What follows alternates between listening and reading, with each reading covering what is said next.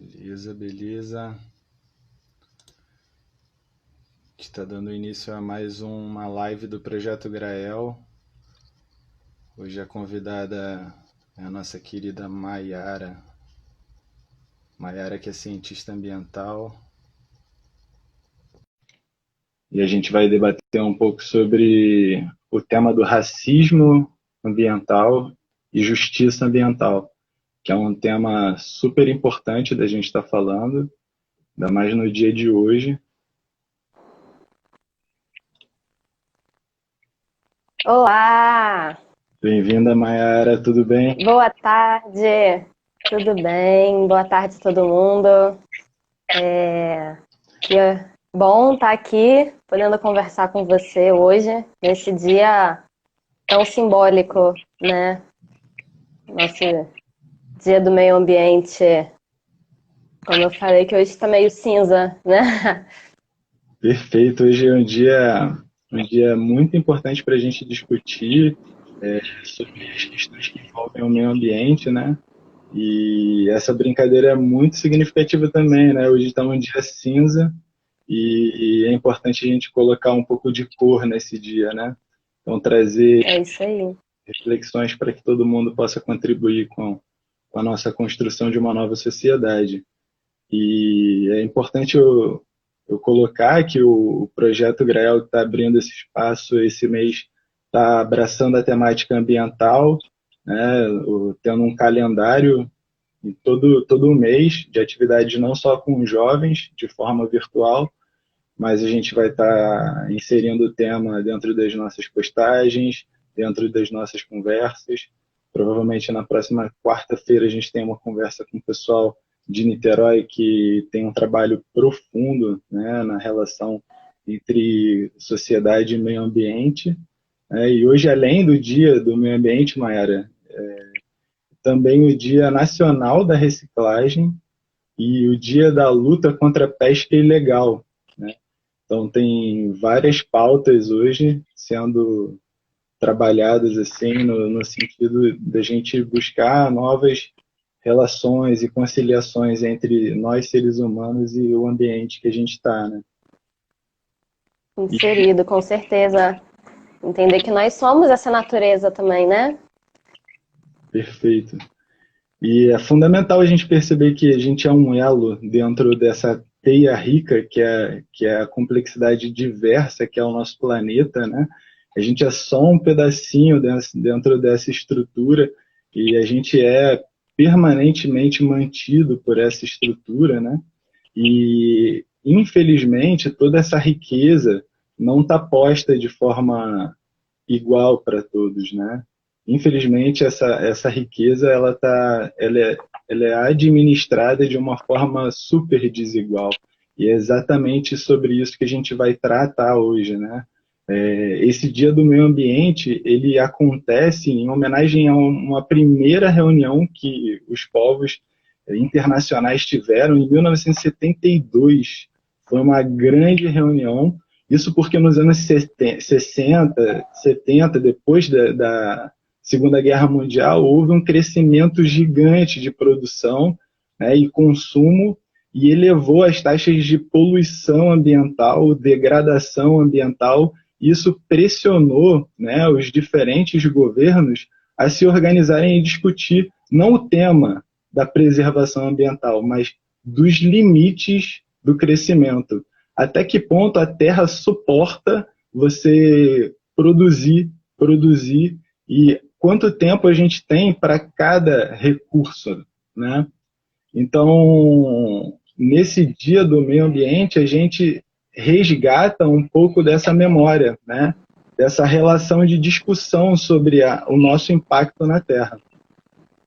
Ô, Felipe, e a questão é que a gente escuta muito falar, né, que a questão ambiental ela afeta a todos, né? Porque realmente ela afeta tudo que vive, mas é importante a gente dizer que ela afeta de formas diferentes, né? Muito desigual pelo mundo e aqui no Brasil não é diferente, né? A gente vê que tem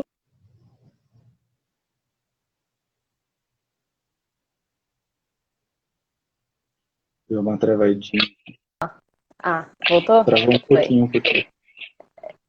Né? A gente está aqui nos desafios tecnológicos, né? Em meio a esse momento tão caótico que a gente está vivendo, que é também, né, importante dizer, reflexo dessa forma que a gente está lidando coletivamente com o mundo, né? É uma bomba relógio, né?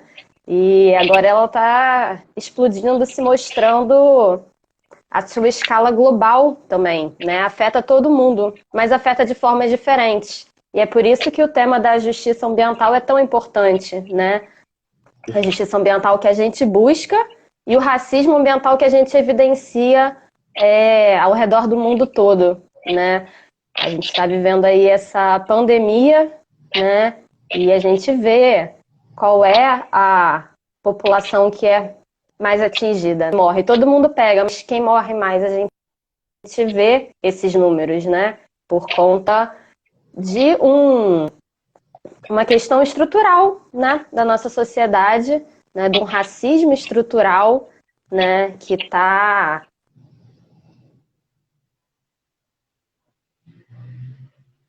imerso, né? Está profundo dentro da nossa sociedade. Sim, e o racismo ambiental também, da mesma forma, né? E aí, às vezes, a gente pensa que o racismo ambiental, por exemplo, ele está expresso mais na forma de um crime ambiental, né? Por exemplo, como a gente viu em Brumadinho. A gente teve no ano passado diferentes momentos de problemas graves, né? Os olhos olha, deu uma travadinha, Né?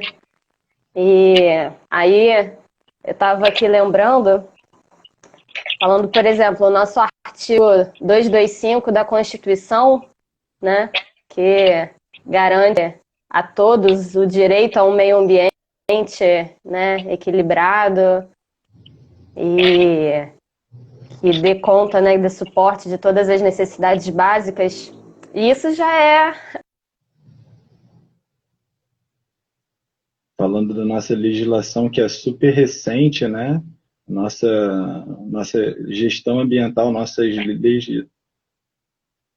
Foi mal, Mai. Deu uma travadinha. Enquanto isso, eu falei da nossa legislação ambiental, que é super recente, que é a nossa lei ambiental de 1981, né?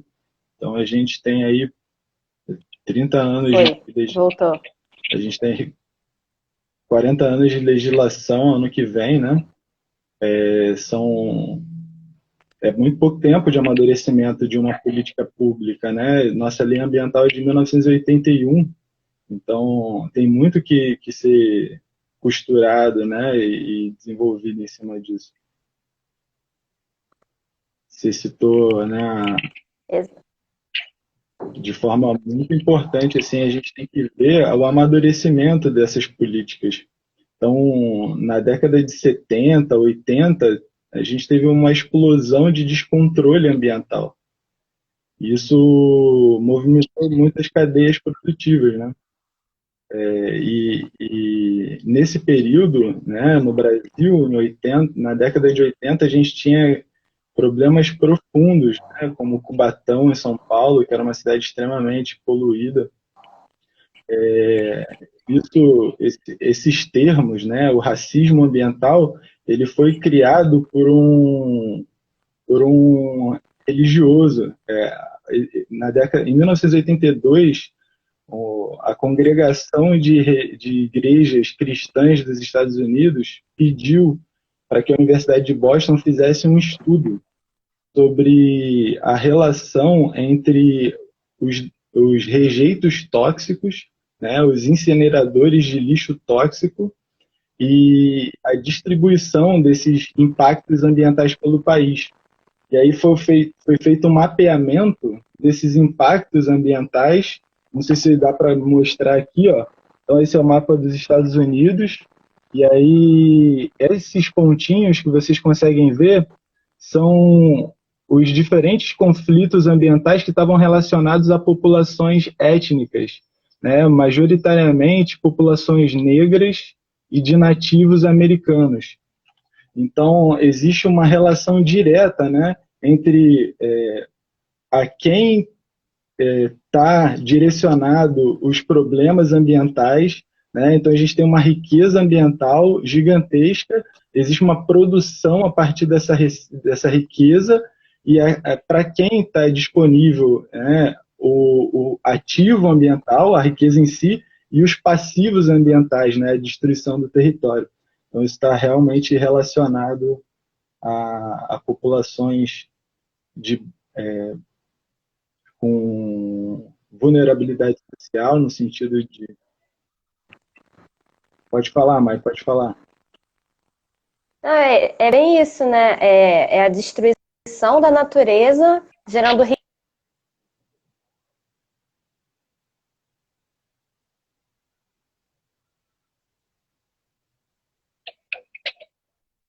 da, da população. E isso, como você estava falando, marcado dessa questão territorial, né? Dos territórios.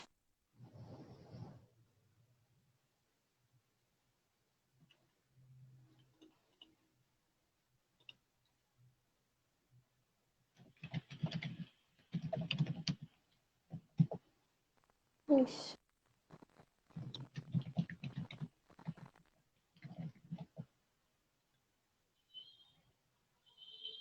Está travando um pouquinho aqui. A gente consegue estar conectado através da internet, né? Mas às vezes tem uns problemas de sintonia. Voltei. Voltou. Gente, dificuldades tecnológicas, né? Aí que a gente dá valor ainda mais aos nossos encontros presenciais, olho a gente faz como dá. O importante é não ficar parado, né? Fundamental, Mai. E você estava colocando assim, né, que o acesso às riquezas ambientais não está para todo mundo, né? Em É comparação a... claro. Assim, a gente tem a disputa principal, né, que é a disputa pela vida, né, que é uma questão também ambiental, né? A gente tem aí vários casos, né, de populações, né, que disputam o seu território, que não têm direito ao seu território, né? E a gente tem, por outro lado, uma grande parte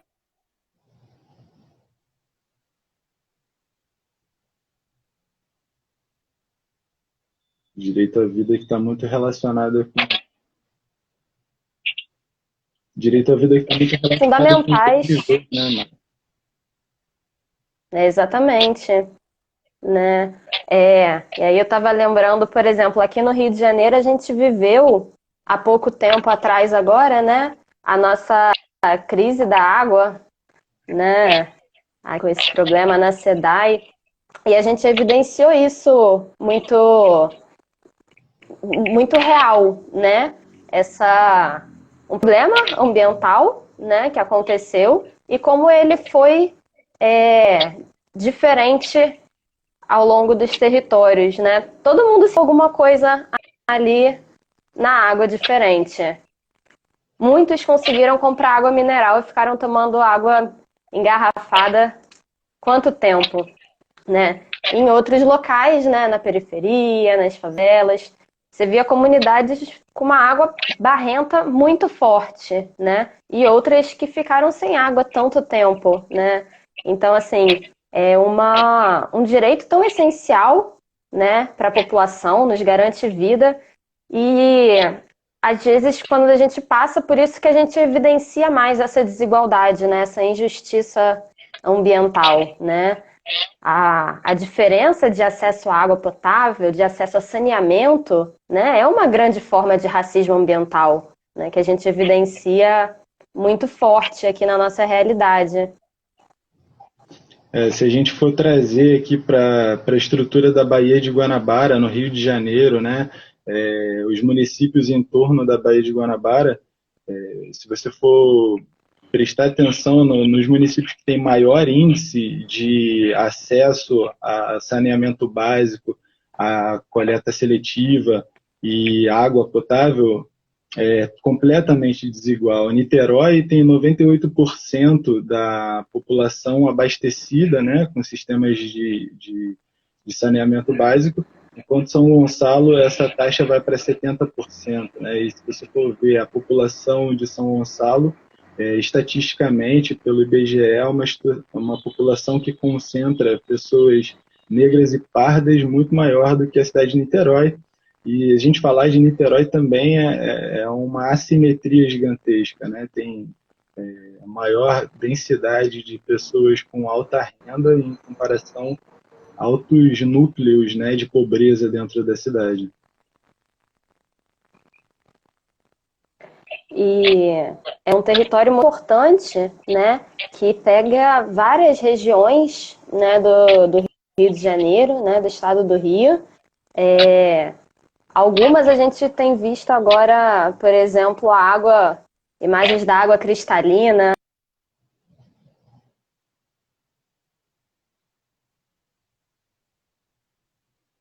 Teoricamente, uma água boa na Baía de Guanabara, né? Mas esse travou um pouquinho a água. Eu falei que a galera toda que tem uma relação também né, com a Baía de Guanabara, o pessoal que frequenta, que vive, que usa, deve estar todo mundo querendo ver essa água aí melhor, né, agora em casa. E espero que a gente consiga avançar, caminhar, né, tentar resgatar a Baía de Guanabara também, que ela é vida, né, ela respira ainda, apesar de em alguns lugares um pouquinho deles. E a gente vê essa diferença, né? Por exemplo, a gente vê uma região ali no final da Baía de Guanabara já muito preservada, ali, né, Iguapimirim, a gente tem a APA ali, né? E tem o outro lado que é muito degradado, que você falou, daí da região, né, que banha aí São Gonçalo, né? É uma desigualdade que ela é muito conectada com tudo, né? Ela é territorial, ela é de direitos, é de renda social, né? E às vezes isso não está muito próximo, né? Como você falou de São Gonçalo de Niterói, ou como eu falei dessa região que está preservada ali no fundo da APA de Iguapimirim, né? Parte preservada não, né? Com muito trabalho coletivo, muito trabalho de reflorestamento no mangue, né? E ali tão perto tem um conflito tão grande com os pescadores, né? Hoje você falou aí da pesca ilegal, queria defender também a pesca legal, os pequenos pescadores, né? Que, enfim, disputam esse território aquático, também marítimo, né? Onde eles tiram seu sustento, um sustento que é feito de uma forma, né, com a natureza, que é tradicional, né? É uma forma de renda, de vida. Preservação de cultura, né? Exatamente. E que estão ameaçadas, né? Por várias questões. Né? Então a gente vê essa desigualdade com uma fronteira muito, muito próxima, né? Entre territórios, entre acessos e entre os problemas, né, que isso causam, né, na vida, que vão desde a ameaça à própria vida mesmo, ao direito de sobreviver, né?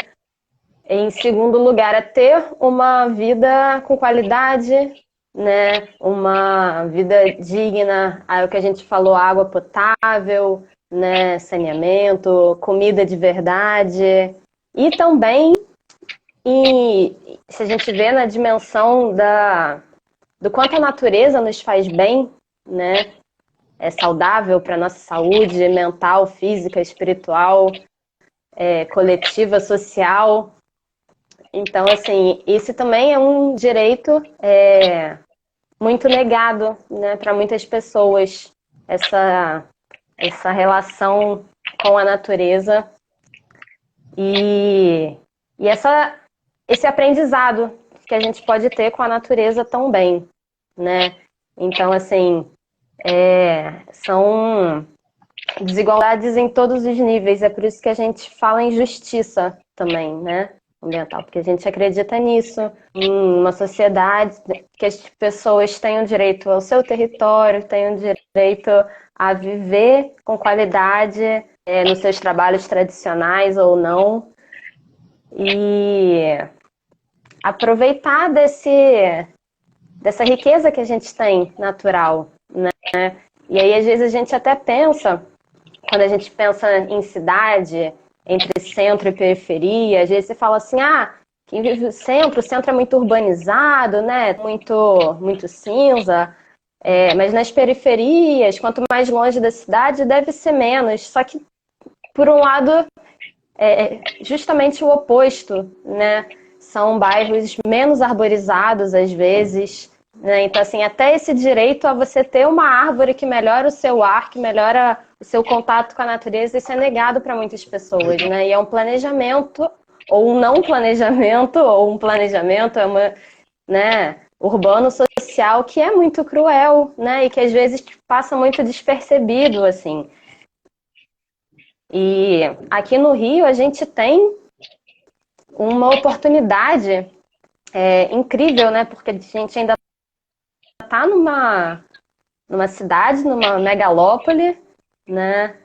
Que atropela a gente em muitos sentidos, nessa especulação imobiliária, na destruição ambiental. Mas, por outro lado, a gente tem a presença aí das urbanas, né?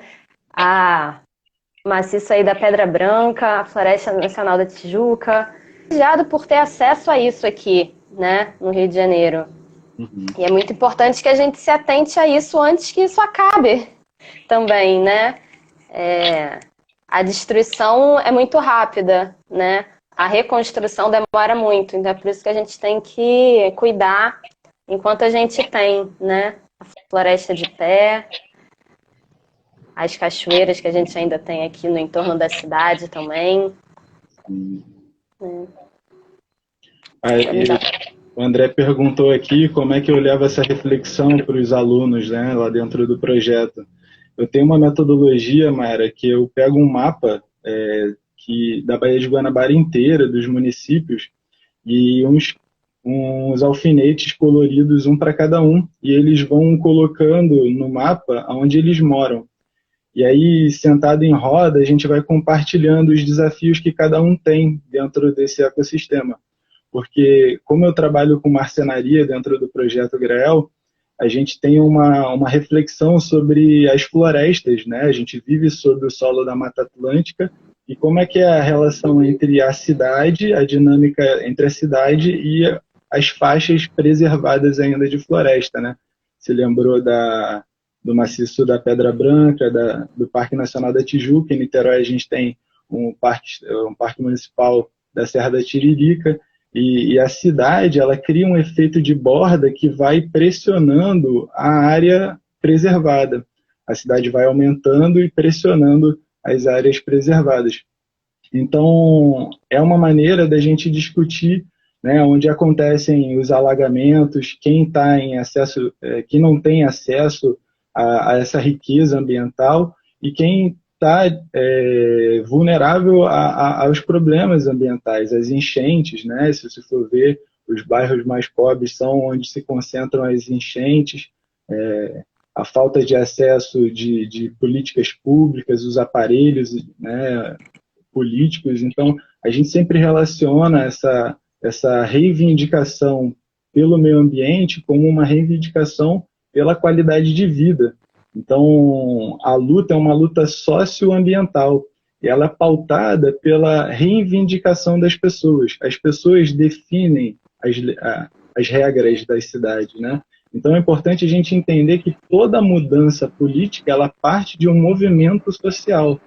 quando esse movimento social imprime essa normalidade dentro da sociedade, o passo seguinte é a construção de leis. Então, a gente tem hoje uma legislação sobre racismo que é muito recente, né, de discriminação que é muito recente, e a gente vê explodir no mundo inteiro um cenário a partir de uma situação muito complicada, o assassinato de um homem negro, né, por um policial branco nos Estados Unidos. E isso define, né, um limite para as sociedades. Então, é muito importante lembrar desse movimento que a gente está vivendo agora, que é esse levante racial que está acontecendo, né, por direitos sociais.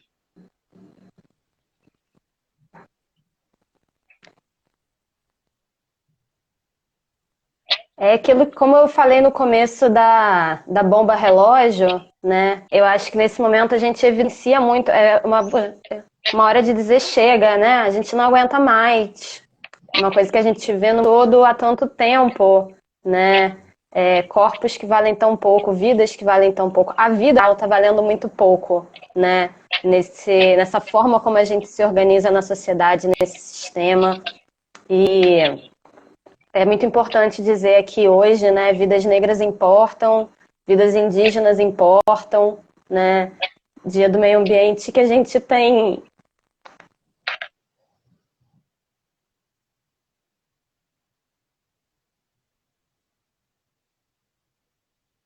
É um dia para a gente lembrar, né, das nossas lutas. Travou um pouquinho mais. Mas é um dia emocionante mesmo, né? O Brasil é o país que mais mata ambientalista, né? E é um momento da gente, não é comemoração, né? A gente traz uma reflexão nesse dia. E é muito evidente, assim, nesses movimentos que estão acontecendo há 10 dias nos Estados Unidos, aqui no Brasil tem uma movimentação organizada para o próximo domingo, né? Então é muito importante a gente estar na rua e estar colocando em pauta, né, essas questões de luta por justiça. Pelo direito à vida, né? A vida coletiva, a todas as vidas, né? E a gente vê aqui no Brasil esse dado que você lembrou é muito importante. O país que mais mata ambientalistas no mundo, e isso é sério, né? Porque a gente tem muito a proteger também, né? Essa potência do Brasil, né? Que guarda ecossistemas tão preciosos que tem aí. A gente pensa muito na Amazônia, nos saberes amazônicos, né? E eles brasileiros e sofrendo ameaças em todo lugar, né? Agora, além desse momento que você lembrou, mas agora dessa semana, né, dessa luta que eclodiu racial tão forte, a gente está num momento de pandemia, né, que é muito doido, né? Tá vivendo isso. E onde a gente está tendo, além de povos indígenas, né, pela questão da demarcação de terra, né, pelos conflitos fundiários, a gente está tendo agora a vulnerabilidade acentuada desses povos também, né, com essa pandemia. E hoje eu estava vendo,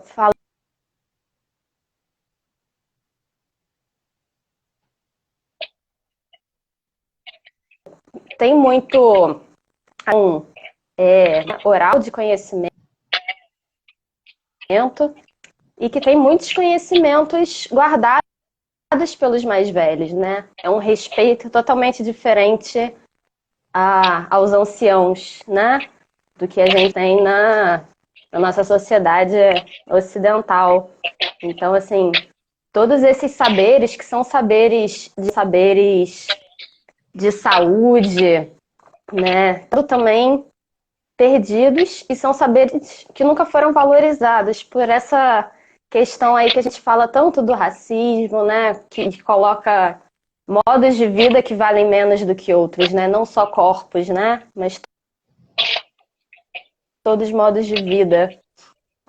E são comunidades que fazem essa luta por justiça ambiental, que é a luta pela existência, né, em todas as partes do mundo e do Brasil. Eu estou até aqui com a minha camiseta que diz um pouco dessas populações, né, que traz a luta desses povos mesmo para preservar os seus territórios, né? Ou seja, são grupos que ajudam a preservar tudo que a gente tem, a natureza, né? A floresta, as águas, e que em vez deles serem esse valor, né, de manutenção da vida, é justamente o oposto, né? Natos de liderança, de caciques, É um momento duro, assim, de pandemia. né? Muito legal, uma comunidade também que eu conheço, que tem um papel muito importante, uma luta muito legal. Provavelmente eles vão estar aqui na live na semana que vem, falando um pouquinho dessa história de resistência, né? Então a gente vê que os povos quilombolas, os povos indígenas, eles preservam uma sabedoria milenar, né? Então esses povos... Você vê que tem um... Pode falar, Maia. Não, pode falar. Eu estava vendo aí um comentário aqui que chegou.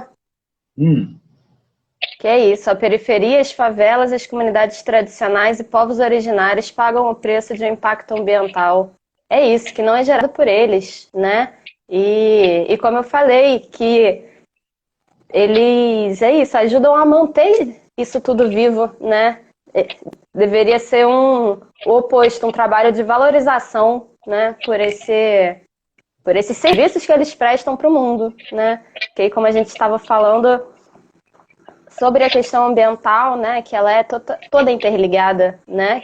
Se divide de forma desigual, mas por outro lado, os benefícios eles são compartilhados, né? Porque se um território está bem, ele ajuda que outros estejam, né? A terra degradada, as espécies que ali vivem, né? Óbvio que quando a gente destrói muito, aí não adianta, né? Se eles ficarem muito separados, aí isso já não adianta, mas trabalham conectados, né? Integrados uns aos outros, como é tudo na questão ambiental, né? Por isso que nesse Dia do Meio Ambiente, nesse bate-papo aqui, a gente fala um pouquinho de tudo, né? O nosso tema central, mas passeia por tudo, porque tudo está interligado, né? E por isso que para a gente mudar, caminhar para sair disso, a gente tem que mexer em muitas áreas, né? E essa que é uma grande dificuldade também, um grande desafio do nosso tempo, né? E eu acho que, assim, aí foi falado... E aí, vocês falando do projeto, né? É isso, o projeto social, ele atua com pessoas, né? E pessoas fazem a transformação, né? Coletivamente, né? E a partir das suas realidades. Né? Por isso que a educação ambiental ela é tão importante também. Que ela parte da realidade, quer dizer, ela deve, né? Partir das realidades das pessoas, né?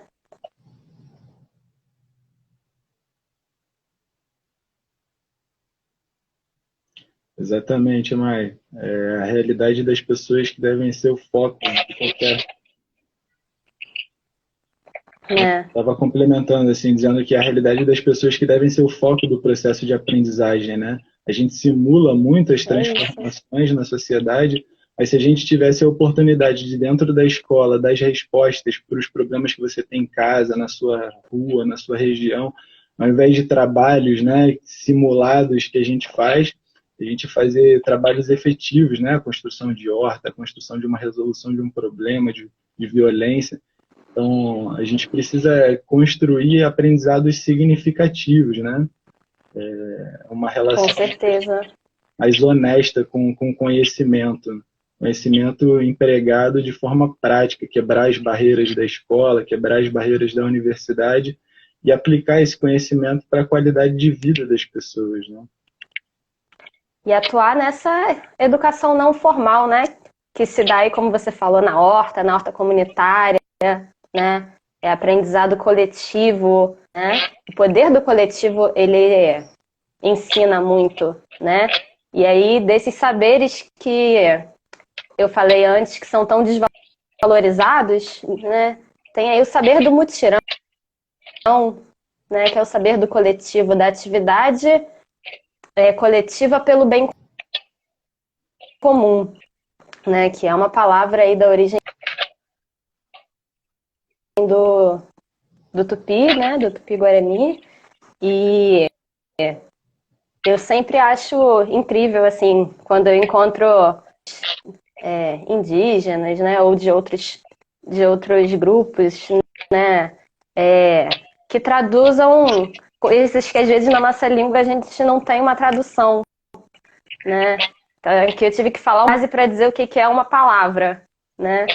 E aí, eu vou até aproveitar e fazer isso aqui para comentar também, né, de um projeto que eu estou participando também, que se chama Mutirão do Bem Viver, né? Ele agora é social e o olhar para frente, né? Essa educação e construção coletiva agora está atuando emergencialmente, ajudando famílias que estão vulneráveis por conta da pandemia, né? É uma forma da gente tentar reparar um pouco coletivamente essas injustiças ambientais, né, sociais e agora urgentes por conta desse caos que a gente está vivendo. E a gente trabalha com doações, tem um site na Vaquinha, tem um perfil no Instagram, quem quiser procurar lá, é Sociedade do Bem Viver. E a gente está aí, trabalhando com doações, né, com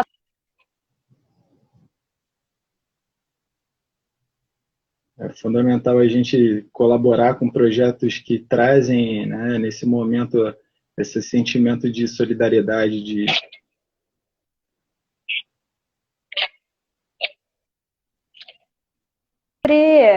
isso, alimentação, produção, relação com a terra, né? Que é uma forma, isso como a gente falou, por exemplo, das hortas comunitárias, de aprender, de resgatar um pouco, né, dessa relação, desses saberes, garantir comida sem veneno pra gente, né, comida de verdade, e até isso, né, é uma forma muito desigual, né, muito injusta de acesso ainda, hoje em dia, a alimentos, né? Há um tempo atrás, não existia isso, alimento orgânico, né? Todo alimento era orgânico, né? Era alimento da terra, alimento ali produzido localmente. E aí, com o tempo, né, para, enfim, lucrar mais com esse alimento,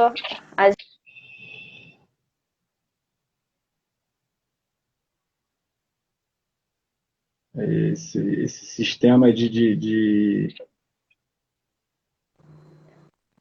construir necessidades que a indústria precisa, né, desse consumo e acaba para atender uma demanda gigantesca que é construída pela própria oferta, né, é o contrário, mas é a demanda que define, aliás, a oferta que define a demanda hoje em dia, né?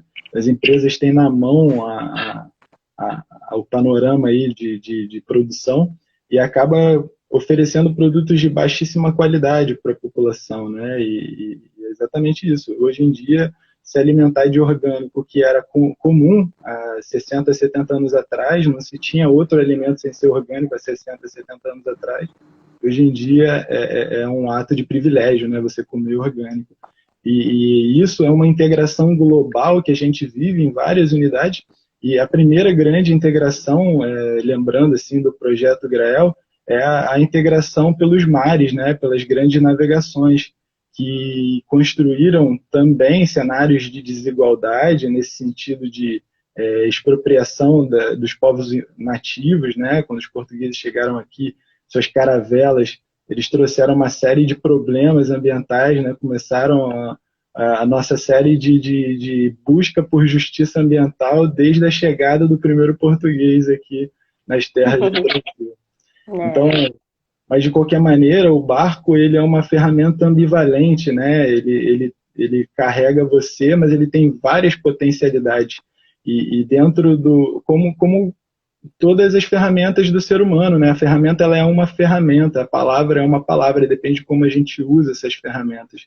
E é importante a gente colocar para os jovens a reflexão no uso e na responsabilidade, no poder que cada um tem, né, de usar as ferramentas. Então, o barco ele pode ser um instrumento de conquista e de depredação, né, nesse sentido, né, de invasão das sociedades nativas, mas ele é uma potência de novos caminhos, né? Então, é a mesma ferramenta que pode criar um problema, ela pode criar a solução, né?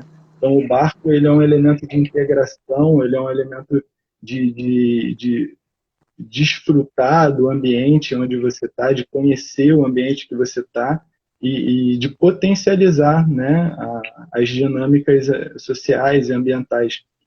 Então, as ferramentas estão na mão de todos. É importante que a gente traga essa problematização para que a gente use bem o poder que a gente tem, né?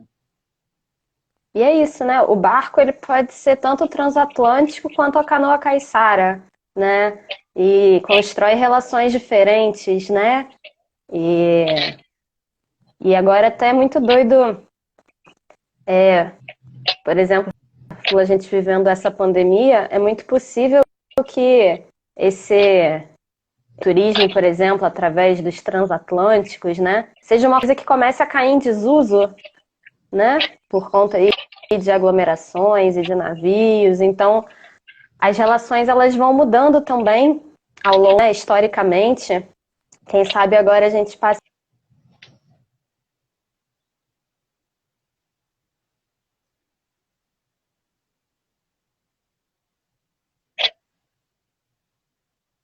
Voltou. Eu falei fazendo uma metáfora, né? Espero que agora a gente passe a valorizar outros tipos de embarcações, né? É importante a gente trazer esse conhecimento, né, dos mais antigos, como você estava falando, na preservação de saberes, né? Então, hoje em dia tem os caiçaras que sabem fazer as redes, que sabem construir as embarcações, mas essa conexão entre geração tem se tornado cada vez mais difícil, né? O crescimento das cidades, você que trabalha também nessa área de turismo ambiental, né? De uma percepção de ocupação do território com a visita de alguém e como a gente se prepara diante disso, né? Como é que você vê essa relação do Rio de Janeiro nos próximos anos aí com essa história do turismo? Pois é isso que eu falo da potencialidade, né? A gente tem muitos problemas e tem um potencial incrível, né? O Rio de Janeiro só é um estadozinho tão pequeno, mas aqui a gente tem cidade cultural grande de povos. A gente tem os povos indígenas, povos caiçaras, quilombolas, né? Aí pela Costa Verde, né? Como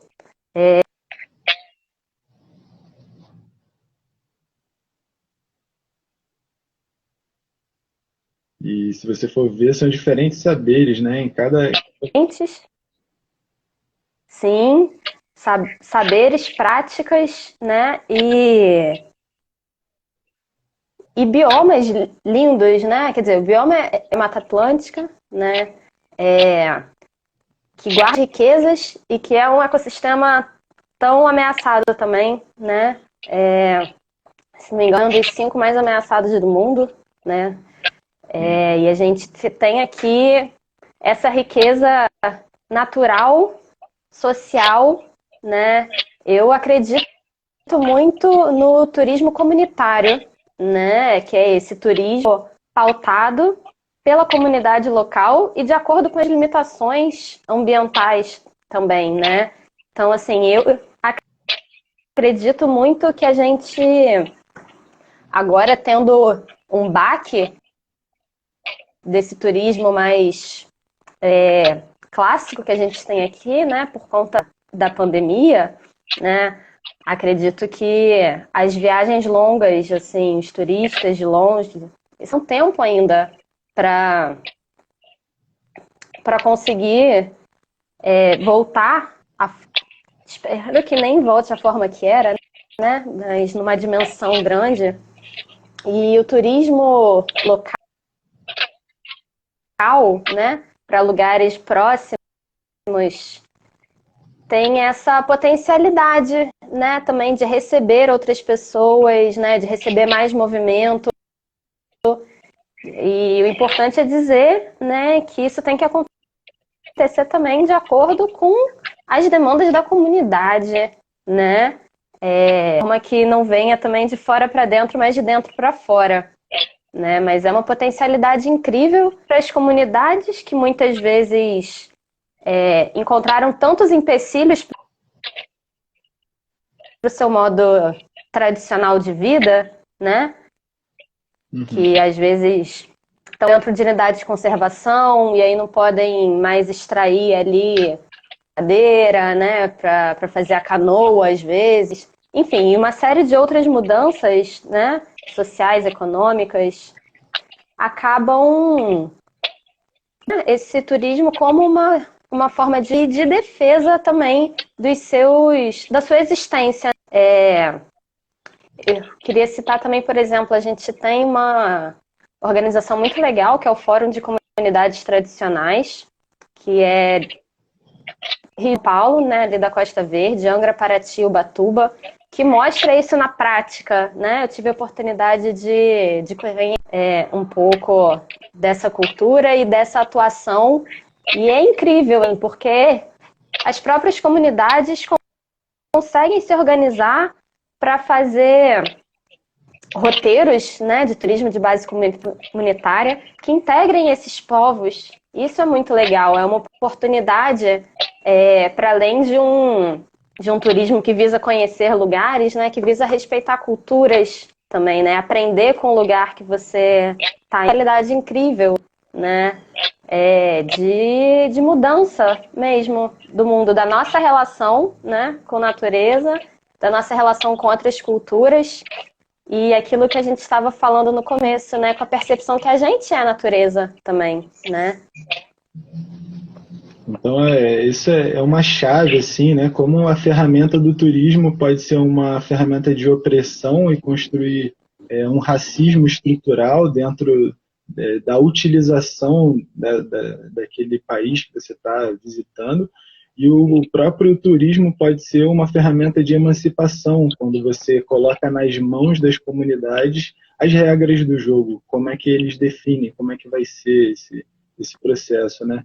Então, o que a gente percebe, né, que falta muito dentro dessa dinâmica social e ambiental e em busca de uma justiça é o acesso às decisões, né, que as pessoas tenham direito a definir o que vai ser da vida delas e da cidade onde elas moram, né, quais vão ser as regras do jogo. Que não seja mais uma definição em cima de pequenos grupos, né, que vão decidir o futuro de toda uma comunidade. Então, é muito importante perceber, né, a complexidade que é o meio ambiente. Então, a gente vai falar de uma série de relações, né, e uma vai impactar diretamente na outra, né? Então, o processo de entender a busca por justiça social é imprimir na sociedade essas transformações. E todo mundo faz parte dessa dinâmica. Quem está vivo é que faz o mundo girar, né? Faz a roda girar. E como você trouxe, essa percepção de que nós somos natureza é muito central, né? Nessa transformação da sociedade. Porque enquanto a gente se sente afastado da natureza, a gente trabalha num sentido de não pertencimento, né? E o que é sagrado para a gente? É sagrado para a gente aquilo que faz parte da gente. Aquilo que a gente constrói uma relação de de identificação direta. Então, se a gente não se identifica com o ambiente, que é a água que te abastece, você precisa beber água todo dia, você precisa respirar todo dia, o seu corpo é formado dessas estruturas, e se você não acha, você tem um fogo interno, é uma temperatura. Se tiver abaixo de 36 graus, tu está com hipotermia, acima de 37 graus, tu está com febre. Então, todos esses elementos naturais, eles estão presentes no nosso organismo e eles precisam de um equilíbrio, né? E todos eles organizados dentro de uma sintonia. Então, para os tupis, um quinto elemento é o som, que é a vibração, é a condução, a orientação dos elementos. Então, tupi significa tu, que é som, api, que é sentado, né, que é cadeira. Então, tupi é uma emanação, vibração que se assentou, uma vibração natural que se configurou em matéria. Então, a percepção dos povos ancestrais traz essa conexão com o ambiente que a gente vive. E a gente, nesse quadro de pandemia, perdendo essas verdadeiras bibliotecas, que são os mais velhos, a gente fica completamente vulnerável diante da interação com o ambiente florestal que a gente vive. Então, os povos nativos, eles guardam esses segredos de interação, né? Com certeza, com certeza. É uma outra relação, percepção e ação, né? Eu acho que a gente está agora nos nossos minutinhos finais de live, então eu queria já pegar esse gancho, agradecer o espaço, dizer que está sendo um prazer, né, conversar aqui com você, bater esse papo. Deixo aqui, então, um pouco da esperança que esse papo me trouxe também, apesar da gente trazer a denúncia, né, do racismo ambiental, das injustiças ambientais, dos problemas ambientais que a gente tem que enfrentar e superar, né? E aí é importante dizer que superar isso é uma tarefa de toda a sociedade, né? Apoiar e se identificar com essas lutas. Então, que a gente se identifique com a luta pela vida, né? Que a gente se identifique com a luta pela mãe natureza e saia daqui com força e esperança de que a gente pode construir uma sociedade mais harmônica, né, com justiça social e ambiental, com qualidade de vida, com respeito à natureza, aos povos originários, né? Afinal de contas, a gente não quer só viver, quer bem viver, né? Não, eu fico super feliz de estar recebendo você, Mayra, você que traz trazendo aí também mais uma referência. Deu um delayzinho aqui. Eu falei, trazendo... Não. Retoma. Só para dizer que para mim é um prazer receber você, que é uma cientista ambiental, mestre pela Unirio, né? Formada pela Universidade Federal do Estado do Rio de Janeiro, nossa grande Unirio. E a gente precisa de mais pessoas se formando dentro dessa área, pensando sobre o tema, criando mais proximidades entre essa relação benéfica entre a natureza e as sociedades, né? Construindo um quadro de justiça ambiental. E o Projeto Grael, né, eu faço parte da equipe, e a gente busca trazer essas reflexões para que os jovens pensem no impacto da ação deles, que eles velejam na Baía de Guanabara, tem toda é fundamental que eles pensem no impacto que eles têm dentro desse ecossistema e que eles sejam agentes de transformação dessa realidade. Então a gente traz sempre esses temas, eles ficam livres para discutir, essas construções são feitas em roda, né? Então a ideia é que a gente traz a informação, mas eles debatem em cima disso e constroem suas próprias percepções, né? Aqui a gente não quer que ninguém saia repetindo nenhuma ideia, a gente quer que nós possamos fazer análises complexas em cima das informações e do quadro que a gente tem na sociedade e que se posicione diante disso, se coloque em função dessas mudanças. Então, por uma sociedade mais justa, pelo fim do racismo ambiental, pelo fim de qualquer tipo de discriminação e de racismo, eu acho que essa é uma luta de todos nós. Obrigadão, viu, Maia? É isso aí. E eu acredito nessa juventude aí. Vamos que vamos. Tá nas nossas mãos, arrou. Um abração para todos. Valeu. Viu? Sigam acompanhando as lives. Para todo mundo, aí. Gente. Um abraço. Abraço virtual para todo mundo.